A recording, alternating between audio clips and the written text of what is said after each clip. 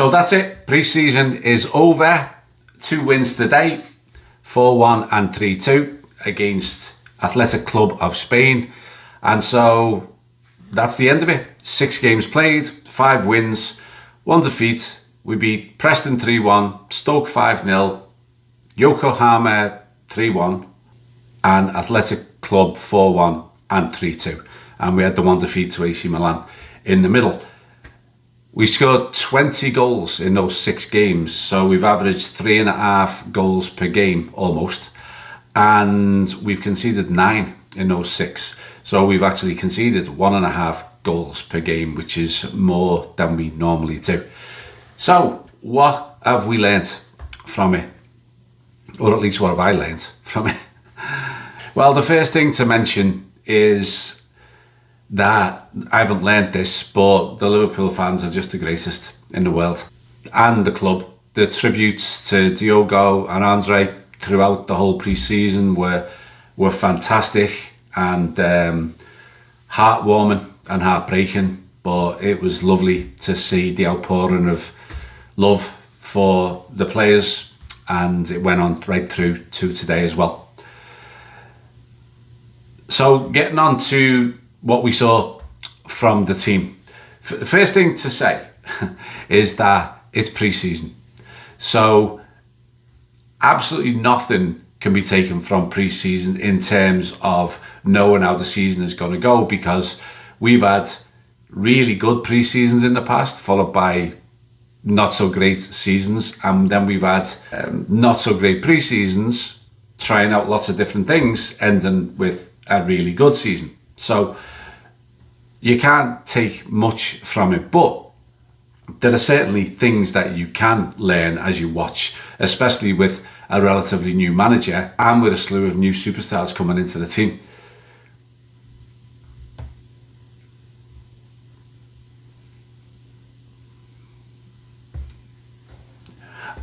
And I'm going to start in terms of on the pitch with YNWA. What an impact that 16-year-old kid has had. 2 spectacular goals running through the whole defences today from inside his own half and then finishing brilliantly. And he was just a joy to watch the whole pre-season. I think Cody Gakpo must have been thinking, hang on a minute, I better up my game here. More about that in a bit. But he was absolutely superb. He was a standout. Loads of the young kids did brilliantly. Trey Naomi did brilliantly again. Ben Doak as well. And many others. And loads of academy kids were used throughout all of the games. 4 more at their debuts today. So it was a great squad effort from the superstars all the way through to the academy, as it should be. The second thing to mention is Florian Wirtz. He's a generational talent. I think we knew that when he came in, and that's why we paid such a massive fee for him. But to watch him in a Liverpool shirt was just a joy to behold. Of course, he scored, he assisted, he created, but he sees things differently than most players, and that's what generational talents do. Some of his vision, some of his way to pass, his calmness, his poise, his balance, everything was just fantastic. And he's going to light up the Premier League this season, and he's lighting up the Premier League for us. And I can't wait. I can't wait to see him once he gets fully integrated into this team as part of the first 11, as to what this lad can do, because it's going to be spectacular, certain of it. His combination play today with Szoboszlai and Salah and Ekitike was sublime.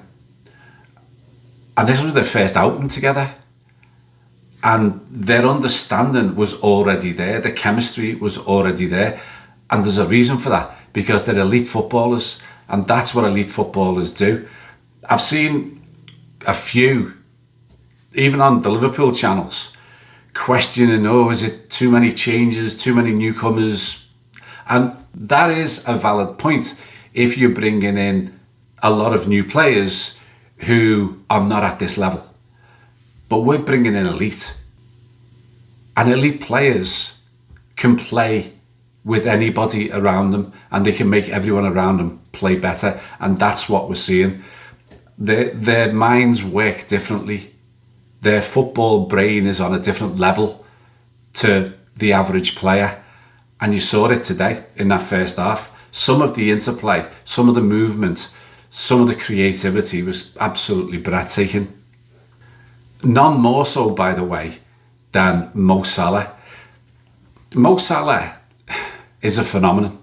Even against AC Milan and in the other games where he's played a big part, he's reinventing his game with every new year. Now, that doesn't mean he's going to score less goals. He's going to score a bucket load of goals in the upcoming season, but he's also going to create and assist a bucket load more, which is what he did last season, and he's getting better at it. And some of his passing, his vision, his balls over the top, his balls through gaps were extraordinary. And honestly, I think he's likely to have yet another record-breaking season, because just going back to the football brain, his football brain is on a different planet than others, and now he's got those type of players around him. Another thing that was very noticeable from the early games to today was sharpness, and obviously that comes, you're always rusty, you've got to play yourself in over the friendlies, but, and it's typical Liverpool, it was almost like it was done analytically. So early on, loads of mistakes. Couple of games in, less mistakes. By today, still the odd mistake, but the play was so much crisper, sharper. Every player looked fit and ready to go. They looked ready now. There wasn't any hint of rustiness in those teams today. I mean, both of them, because we played over 35 players across these two games, and almost to a man, they looked full on and fully fit. Now, you may say, well, that's a no-brainer, that's what it's for.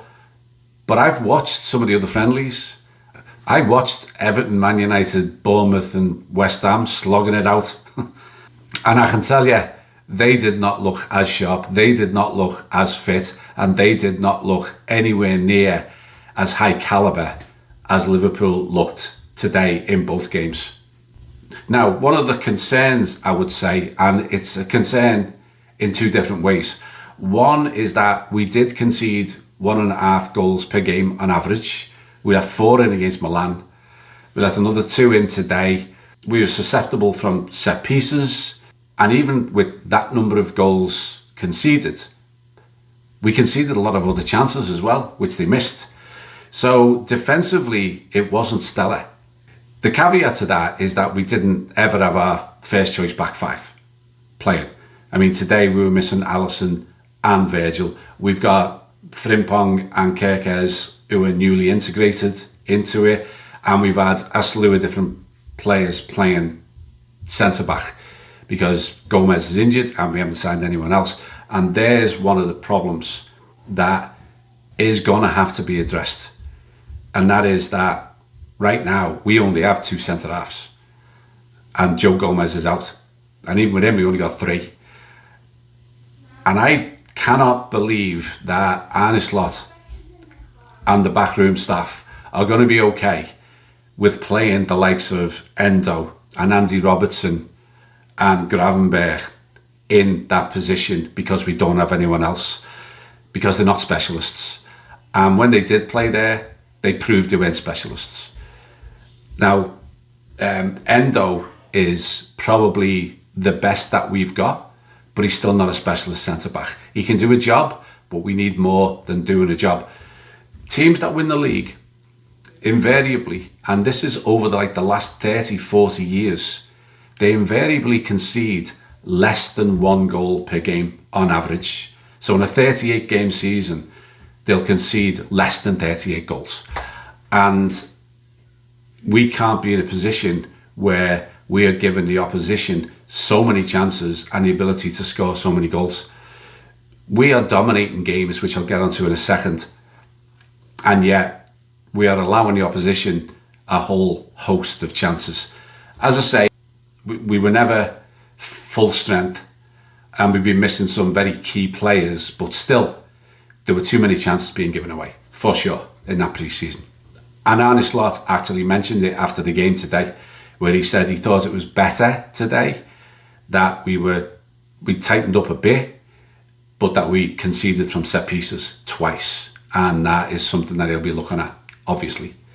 Onto the midfield. And so Gravenberch is a shoo-in to be the number 6. That's where he's playing all the time, and he owns that position right now. And I still think, I said this in an earlier video, but I really do believe that it is going to be Wirtz, McAllister and Szoboszlai who will be rotated through those other positions.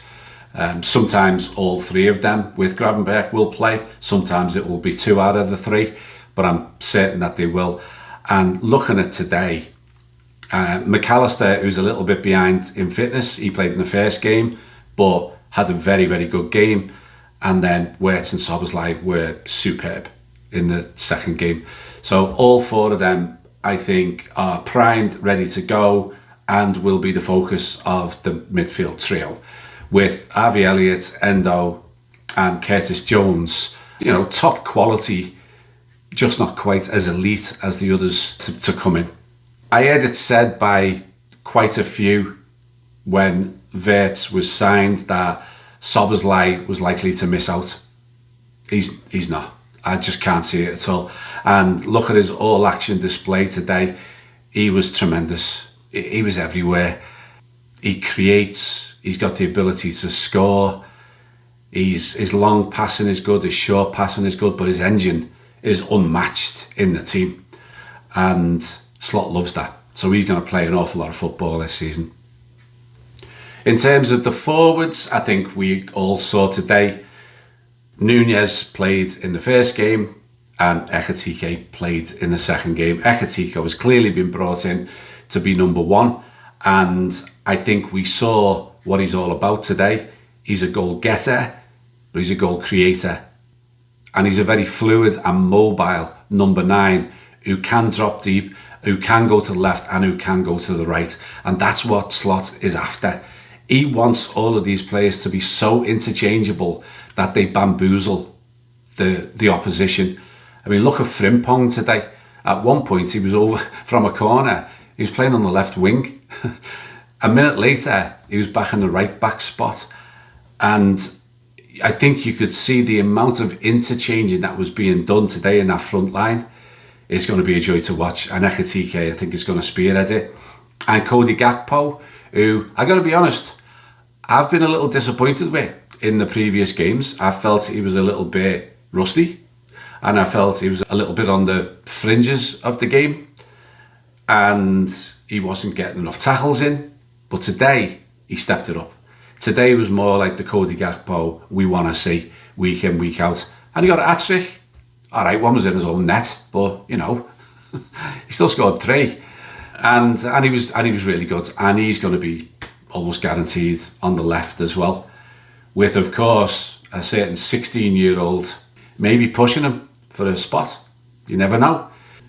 So I'm going to make a bold prediction, but I think it's bold, about Cody Gakpo.